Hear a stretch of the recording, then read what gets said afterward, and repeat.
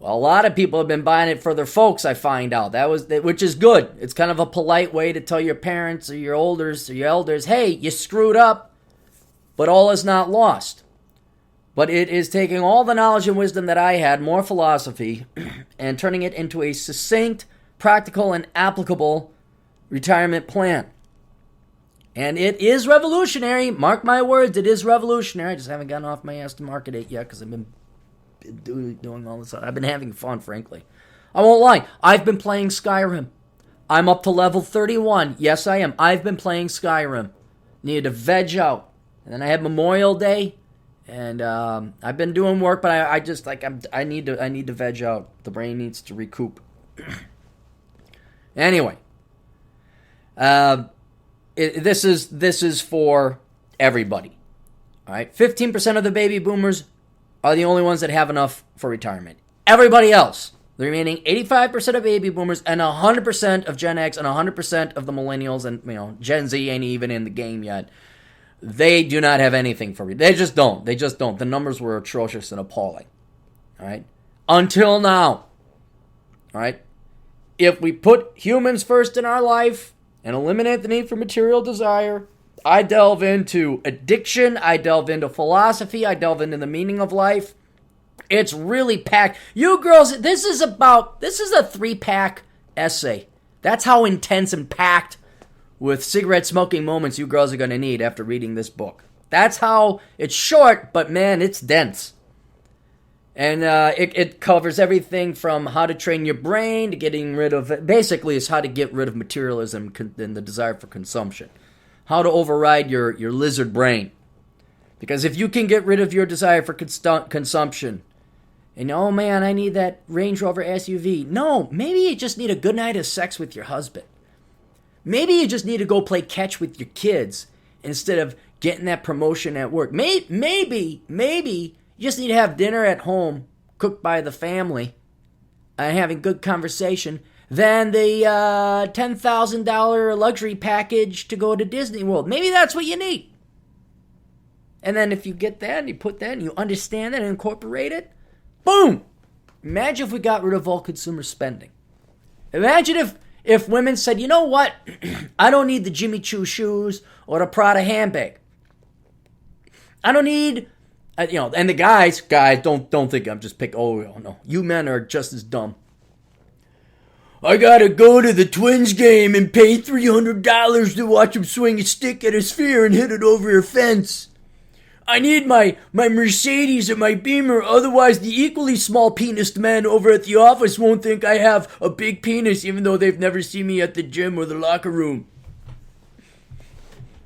If everybody got rid of this bullshit, basically if we cut the bullshit out of our lives and focus on your fellow man, your fellow human being, a lot of financial problems go away, and it makes it possible for nearly everyone to retire. There's always going to be those idiots that insist on being beg people and never want to work, period.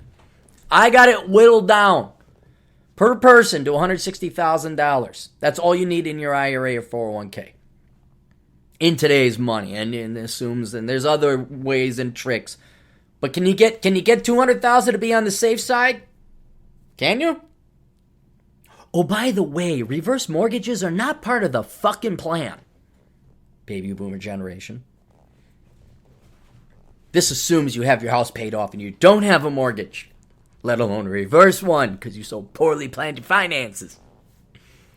So if everybody would like to retire successfully, and probably the better gift of this book is happiness, because I don't know if you notice this or not, I noticed this in banking. People with expensive vehicles are really fucking miserable. They're really fucking miserable. Guys are all chasing materialism and dollars and money. And meanwhile, life is passing away with... I was talking to Sylvia, let me tell you a story. Sylvia is not guilty of any of these things, not at all. But to reiterate my point, so Silvio Canto Talk, you guys all know him. He's the guy who wrote the book Cubanos in Wisconsin. He escaped Cuba when he was 10 years old. He wrote a book about it, and they ended up being in Wisconsin. He's a Packers fan. You feel bad for him he escaped communism. But worse, he's a Packers fan. Well, we're just talking today. And his kids are all grown up. And good-looking kids too. All good-looking young boys, all successful, all having. And he's kind of like an empty nester now. And he was just saying, like, yeah, I don't know what to do. Like, we got our new house, everything's set to go, everything's going great, and the kids are gone. And Silvio was the man who, like, he was like Fred McMurray. He was Ward Clayton. He would spend time with his kids. They go out. They do things. Nuclear family. Silvio should write a freaking book on how to just be a father and a husband. He's lived it. He's perfect. He's candidate for it. But that you ask him now. Hey, everything's going great, and it's kind of meh. Like, what's next? What do you do now? And now, he misses his sons, as he should, because he loves his son. But he knows, obviously, his son should go out and do it. He's not going to say, oh, come visit your father. He's very happy for him. He wants him to go live the life. But he did it right, man. And the most important thing was his sons. He didn't have no daughters. If he had daughters, I'm sure he has his sons and daughters. But that was the number. It was his family. And that right there. He had a happier, better life. Not that it's over. But he had a happier, better life than all these schmucks coming in back when I was in banking trying to wheel and deal the lady. Ooh, I want to take the third equity mortgage out of my wife's horse hobby farm so I could go buy a strip mall that no one's going to rent from because we overbuilt capacity. Come on out on the boat. We're all going on Lake Minnetonka. This douche, I remember him in particular. He had a... You didn't think Medallion Man existed. He did. He's bankrupt now, but he did. He was this fly-by-night, rent everything, lease everything, own nothing. Had a tan, always went down to Lake Havasu, had a boat there that he leased. Had a boat up in Minnetonka. Minnetonka's the big... Look to the west of Minneapolis, you see a big blob of blue. That's Lake Minnetonka. And this guy actually had a fucking medallion nestled within his gray chest hair, totally tan. Walk in with the Hawaiian shirt, asking for us for more money. Yeah, things aren't going the way they should, but, we got a deal, gonna make it at it. Fucking piece of shit. Yeah, that guy was miserable. It was all fake. All fake. You know what a pain in the ass it is to get to Lake Havasu? I went there for the first time 2 years ago. Drove there in a car without air conditioning in July. That was a miserable experience. It is way the hell on the middle of nowhere. There is, what have you got to do to go, how bored is your life? How nothing going on is your life that you are going to go that far out to a lake in the middle of frickin' nowhere, and that lake ain't even that good. It's just a widening of the Colorado River.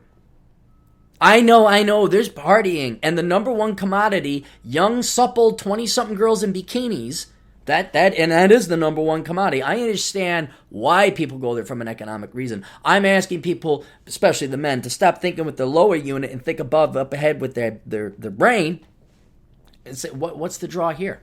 Why don't you go to the beach on the Pacific? Why don't you go to a beach? There's scores, tens of thousands, hundreds of thousands of lakes all across the fruited plain. What is it with that thing that you got to go to Lake Havasu? Oh, that's right. Because you don't actually have a core or a soul or happiness or loved ones in your life. So it's going to status symbols and places and having things. And you're such a lacking, worthless piece of shit who doesn't want to work for a living, has no value, offers of nothing of value to society, and therefore are compensated for nothing. But your ego can't abide by that. So instead of having loved ones and people in your life, you're going to go not even buy. Because, again, you're a worthless economic person, economically worthy. You're going to go rent shit you can barely afford and keep up the facade. You tell me who's going to be able to better prepare for retirement and who is going to be happy. Or who's going to be miserable and who's going to be happy. Who the fuck is texting me now? We're turning this off. They always do this. They always do it when I'm in the middle of something. Anyway, Poor Richard's retirement. If you want to be happy and you want to have an adequately financed retirement, get Poor Richard's retirement. This should be the number one seller out there. It's short, it's sweet, and it's what everybody needs. What they want and what they... I understand. Oprah telling you to follow your dreams with the unicorns and puppies and love and everything should be free book will sell 1 billion times more copies than this simple, truthful book that will lead to happiness and a stable retirement. I understand that. But let's just give it a shot anyway. Let's see if a truthful book, for once, if a book based in reality actually makes it to the New York Times bestseller. A book that would actually help people, unlike The Secret, which is just like, wishing it'll happen. Oh, don't get me started about that book. Just that right there. I wrote that piece. The Case for Evil. That book right there is I didn't even cite that book, but that's another huge data point, bit of empirical evidence that you shouldn't, if you're going to go forward and look for a career to get into, and it's either tell the truth or tell lies. The Secret is like the number one. It's The Secret and Oprah and the Democrat Party are the three main reasons. Three conclusively proving bits of argument to say, yeah, you know what? Just tell lies. It's so much easier and way more profitable. Just way more profitable. I'm going to give it one more shot with Poor Richard's Retirement. You can find it on Amazon, paperback and Kindle. It soon will be out in audiobook as well.